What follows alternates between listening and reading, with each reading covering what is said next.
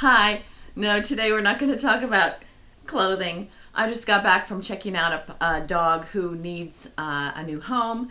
The people don't want him anymore, and he's a large guy, and it's a breed that I'm familiar with. So I went out to take a look, and it looks like we might have a home for him. So I thought it would be a good opportunity to go ahead and talk about picking a dog for you or your family. We've had dogs in our family for a long time. Well, before I was around, my grandfather was a veterinarian, so some of those he got by default. But here's a few tips and categories for you to consider when you are thinking about getting a dog. There are 5 main categories about the dog that you should consider. The age, whether you want a puppy, an adolescent, an adult, or a senior. Think about your activity level and the activity level of the dog. That's the next level. All dogs should be walked. Cesar Millan is a great advocate for this, and it makes a lot of sense.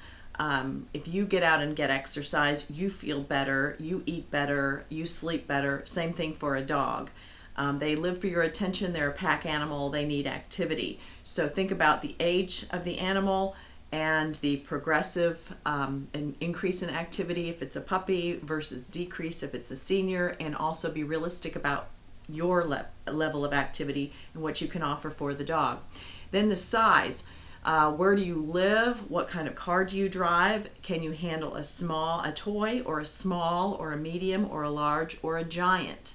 There's all different sizes, and there's benefits and to each different one. So think about that. The health. Mutts, I think the research shows that mutts are healthier because of the genetic mix in there, and purebreds, on the contrary, have specific recurring and consistent health issues as the certain traits were bred out of the dog. That you should become aware of. Each breed has its own proclivities for cancer, bone disease, eye problems, hip problems, knees, even some arm problems and things like that you can learn about in advance, so that you know what the likelihood is that your animal might come down with that, and you can be aware of it, to look out for it and to be prepared. And then finally, their coat. Do you have someone in your family who has allergies? Is that a consideration? There are certain breeds that are hypo or non-allergenic. Wheaten Terriers and some of the Doodles and different kinds. Also, you might be able to clip their coat to help. Now, some breeds should not be shaved or clipped, so learn about that too, because you don't want to harm the animal, so you might need to choose a different type for your family. And then also short hair and long hair. One of my fun experiences, I'm being facetious, when I was helping some friends move out of their apartment, we were cleaning up, they had a black lab. Man, his hair, it was short, but it was everywhere. A friend and I teased our other friend who we were helping clean for that we lost our fingerprints because we had so much cleaning solution on them to get around the baseboards and everything. That little short hair was everywhere. So that's another consideration. And do you have, what type of floors do you have, and how easy is that going to be able to keep clean?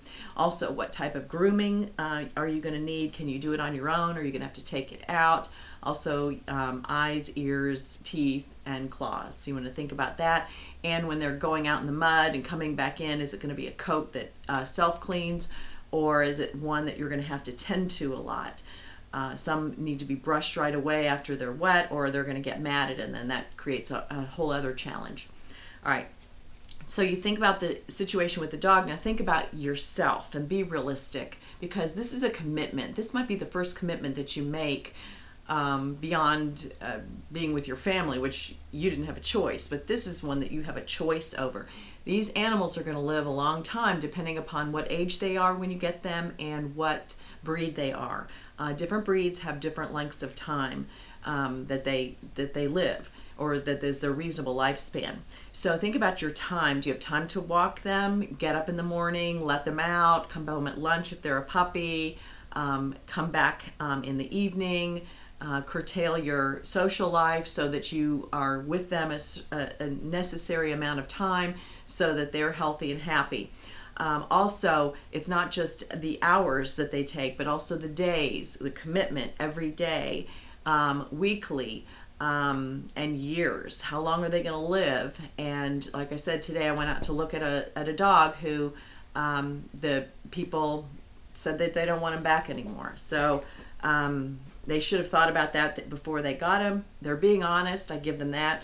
But really, we can help a lot of other animals if you'll keep the ones that you take in and care for them. But think about it before you take them in. Okay, then your money. They have food requirements, medicine, vaccinations when they're young, annual vet checks. When you go on vacation, who's going to watch out for them? Do you have a babysitter? They're going to a kennel. What about doggy daycare? What about training?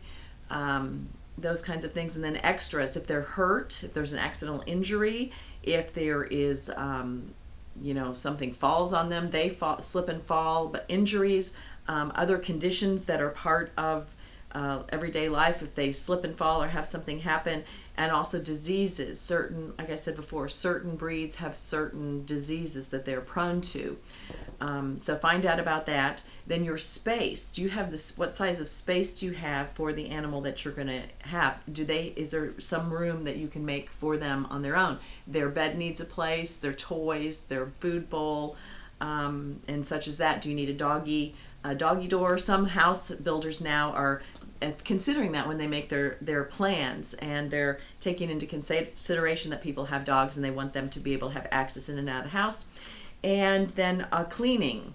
I own 4 Dyson vacuums. I have Great Pyrenees dogs, and it sometimes looks like there's been a pillow fight. So I've got to keep up after them, and it is work, but I love them, so I'm happy to do that. Also, you might have air sanitizer.